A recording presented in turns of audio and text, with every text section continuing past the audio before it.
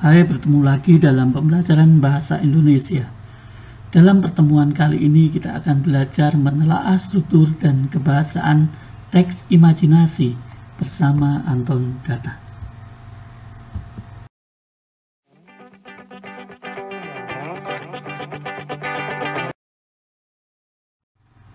Adapun kompetensi dasar yang akan kita pelajari adalah KD 3.4, menelaah struktur dan kebahasaan teks narasi atau cerita imajinasi yang dibaca dan didengar. Dengan tujuan pembelajarannya meliputi 1.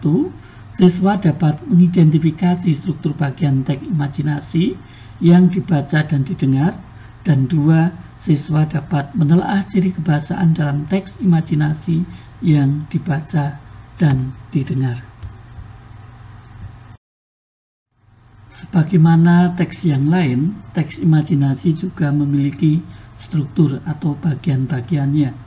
Nah, teks imajinasi memiliki struktur sebagai berikut. Yang pertama, orientasi, kedua, komplikasi, dan ketiga, resolusi. Yuk kita simak penjelasan di bagian berikut ini. Yang pertama, orientasi. Bagian ini merupakan bagian pembuka cerita atau perkenalan. Pada bagian ini berisi gambaran umum tentang latar, tokoh, dan tema dalam cerita. Meliputi apa, siapa, di mana, dan kapan. Nah, berikut contoh bagian orientasi. Yang A. Dar, bunyi geledek mengeram seperti singa yang mengaum kelaparan. Cuaca berubah seketika ketika terlihat kilatan cahaya berbenturan satu sama lain dengan hebatnya. Angin kencang yang terus menghantam diselingi debu-debu bertaburan dengan kencangnya. Orang berlalu lalang menuju bangunan berjajar rapi di pinggir jalan yang di setiap pintunya tertulis nama pemiliknya. Akibat kilatan guntur yang terus bersautan menuju ke tanah, sebuah lubang yang cukup luas terbentuk. Lubang tersebut terhimpit di antara dua rumah yang berdekatan. Kalau kalian masih ingat, ini adalah bagian awal dari sebuah cerita yang berjudul Bayangan dalam Cahaya. Contoh selanjutnya, yang B. Seluruh pasukan Nataga sudah siap hari itu. Nataga membagi tugas kepada seluruh panglima dan pasukannya di titik-titik yang telah ditentukan. Seluruh binatang di Tanah Modo tampak gagah dengan keyakinan di dalam hati, mempertahankan milik mereka. Hari itu, sejarah besar di Tanah Modo akan terukir di hati seluruh binatang. Mereka akan berjuang hingga titik darah penghabisan untuk membela tanah air tercinta. Ini adalah bagian awal atau perkenalan dari cerita imajinasi yang berjudul Kekuatan Ekor Biru Nataga. Struktur berikutnya 2. Komplikasi. Bagian ini merupakan bagian yang berisi pemunculan masalah yang dihadapi oleh tokoh. Pada bagian ini masalah mulai muncul hingga mencapai puncak atau klimaks. Di dalam bagian ini ada juga konflik. Konflik tokoh dapat dibedakan menjadi tokoh dengan dirinya sendiri, konflik tokoh dengan tokoh lain, dan konflik tokoh dengan alam di sekitarnya. Sekarang perhatikan contoh bagian komplikasi berikut ini. A. Lihat itu, ucap seorang anak berperawakan kerempeng yang bernama Josu Hikari. Orang-orang hanya ternganga mendengarnya berteriak di kerumunan warga. Apa yang kau lihat? Kata seorang kakek mencoba memberinya simpati. Tadi aku melihat sebuah bayangan keluar dari kilatan guntur yang mendatangi lubang itu, balasnya. Mungkin kau hanya ketakutan mengalami kejadian alam dahsyat ini, ujar kakek itu sambil tersenyum. Selama berjalan menuju rumah, dia memikirkan bayangan apa yang keluar dari kilatan cahaya tadi. Josu termenung berjam-jam di kamar sambil membalik-balik buku, mencari tahu bayangan apa yang dilihatnya tadi. Nah, ini merupakan bagian komplikasi yang merupakan awal pemunculan masalah dalam cerita bayangan dalam cahaya. Contoh berikutnya yang B, pasukan siluman serigala mulai menginjak tanah modo, susul-menyusul bagi air. Tubuh mereka besar-besar dengan sorot mata tajam. Raut wajah mereka penuh angkara murka dan kesombongan, disertai lolongan panjang saling bersautan di bawah air hujan. Mereka tidak menyadari bahaya yang sudah mengepung. Semua binatang tetap tenang menunggu aba-aba dari Nataga. "Serbu!" teriak Nataga sambung menyambung dengan seluruh panglima. Pasukan terdepan dari binatang hutan segera mengepung serigala dengan lemparan bola api. Pasukan serigala sempat kaget tak percaya. Cukup banyak korban yang jatuh dari pihak serigala karena lemparan bola api. Namun, pemimpin pasukan tiap kelompok serigala segera mengatur kembali anak buahnya pada posisi siap menyerang. Mereka tertawa mengejek binatang-binatang ketika banyak bola api yang padam sebelum mengenai tubuh mereka. Bahkan dengan kekuatan mereka meniup bola api yang terbang menuju arah mereka. Ini adalah bagian komplikasi di mana permasalahan dalam cerita tersebut, yaitu pada cerita kekuatan ekor biru Nataga mulai muncul. Struktur yang ketiga yaitu resolusi. Bagian ini berupa penyelesaian dari konflik atau masalah yang terjadi. Resolusi biasanya menentukan akhir atau ending cerita. Nah, cerita bisa berakhir dengan bahagia atau tragis. Berikut ini contoh bagian resolusi. A. Setelah mengetahui dia memiliki kekuatan super, ia bertekad untuk memperbaiki negerinya dari ancaman bahaya para penjahat. Namun untuk menjaga dan melindungi orang-orang terdekatnya, ia harus merahasiakan identitasnya. Selama berhari-hari ia mendesain kostum yang nyaman dan cocok untuknya. Setelah lelah menggambar berhari-hari, ia menemukan kostum yang pas dan fleksibel untuknya. Ia menamakan dirinya dengan julukan The Thunderstorm, si pengendali guntur. Untuk menutupi wajahnya, ia menggunakan masker layaknya ninja pada mulutnya, dan di punggungnya terdapat huruf T yang dihiasi petir di sekitarnya. Nah, ini adalah bagian akhir dari cerita yang berjudul Bayangan dalam Cahaya.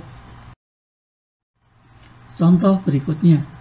Selesai pertempuran, Nataga segera menuju ke atas bukit, bergabung dengan seluruh panglima. Levo, Goros, Lamia, Sika, dan Mora memandang Nataga dengan haru dan tersenyum mengisyaratkan hormat dan bahagia. Ini merupakan akhir cerita dari cerita yang berjudul Kekuatan Ekor Biru Nataga. Contoh selanjutnya.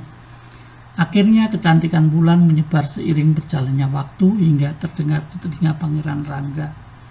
Karena penasaran dengan rumor dan cerita yang beredar, akhirnya pangeran pergi untuk mencari tahu kebenarannya. Akhirnya Wulan dan Pangeran Rangga dapat bertemu dan berkenalan. Ini merupakan bagian akhir dari cerita yang berjudul Legenda Putri Bulan. Setelah kita membahas tentang struktur teks imajinasi, kita selanjutnya akan berbicara tentang ciri kebahasaan teks imajinasi. Beberapa ciri kebahasaan teks imajinasi yang akan kita pelajari di sini meliputi 1. Menggunakan konjungsi urutan waktu, 2. Menggunakan kata ganti, 3. Menggunakan kalimat langsung dan tidak langsung, 4. Menggunakan kata atau ungkapan keterkejutan. Yang pertama, menggunakan konjungsi urutan waktu. Konjungsi ini menyatakan urutan terjadinya suatu peristiwa dalam cerita. Nah, beberapa konjungsi urutan waktu yang sering digunakan dalam teks imajinasi yaitu kemudian, seketika, tiba-tiba, sementara itu, lalu, selama, persamaan, selanjutnya, dan akhirnya. Contoh kalimat dengan konjungsi urutan waktu. Cuaca berubah seketika ketika terlihat kilatan cahaya berbenturan satu sama lain dengan hebatnya. Selama berhari-hari ia mendesain kostum yang nyaman dan cocok untuk dirinya.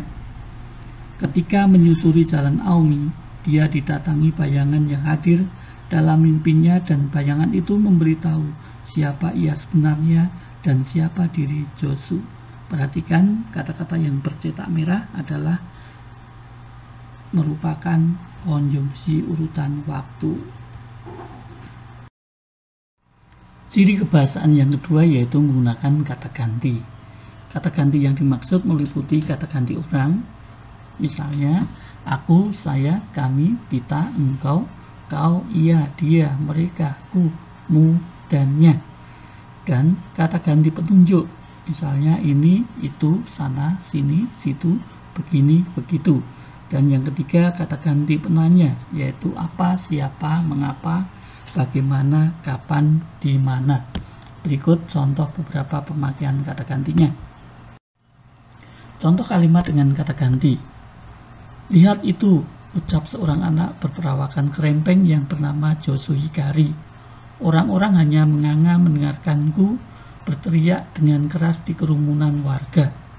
Apa yang kau lihat? Kata seorang kakek mencoba memberi simpati.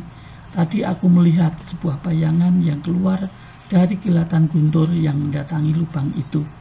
Tegasnya. Dikutip dari bayangan dalam cahaya. Nah, kata-kata yang bercetak merah di situ disebut dengan kata ganti. Ciri kebahasaan yang ketiga yaitu menggunakan kalimat langsung dan tidak langsung.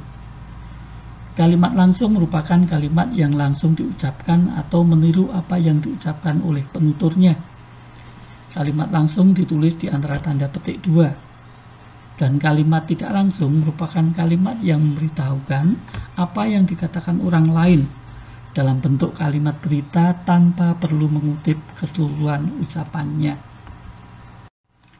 Berikut contoh kalimat langsung. Apa yang kau lihat? Kata seorang kakek mencoba memberi simpati. Tadi aku melihat sebuah bayangan keluar dari kilatan guntur yang mendatangi lubang itu, balasnya. Mungkin kau hanya ketakutan mengalami kejadian alam dasar ini, ujar kakek. Dikutip dari bayangan dalam cahaya. Kemudian contoh kalimat tidak langsung. Setibanya di rumah, tiba-tiba tangannya bergerak sendiri ketika melihat vas bunga akan jatuh ketika disenggol kucing. Dia langsung pergi ke kamar dan berdiri di depan kaca dan menanyakan pada dirinya sendiri tentang apa yang telah terjadi pada dirinya. Dikutip dari bayangan dalam cahaya. Ciri kebahasaan yang keempat yaitu menggunakan kata atau ungkapan keterkejutan. Kata atau ungkapan keterkejutan ini memiliki fungsi untuk menggerakkan cerita, ya, menandai pemunculan masalah. Nah, contoh kata-kata yang menyatakan keterkejutan diantaranya tiba-tiba, tak diduga-duga, tak disangka-sangka, sekonyong-konyong, dan lain sebagainya. Nah, anak-anak, itu tadi bahasan kita tentang struktur dan ciri kebahasaan teks imajinasi. Selanjutnya, untuk mengasah keterampilan Anda, kerjakanlah pelatihan berikut. 1. Bacalah teks cerita berjudul Ruang Dimensi Alfa dari e-book kelas 7 halaman 40 sampai dengan 41. 2. Setelah membaca teks tersebut, kerjakan soal berikut. A. Tentukan struktur bagian teks imajinasi tersebut yang meliputi orientasi, komplikasi, dan resolusi. B. Daftarlah pemakaian kata ganti orang dalam teks tersebut. C. Tuliskan 4 kalimat langsung yang terdapat dalam teks tersebut. Dan D. Temukan kata-kata yang mengungkapkan keterkejutan dalam teks tersebut. Selamat mengerjakan.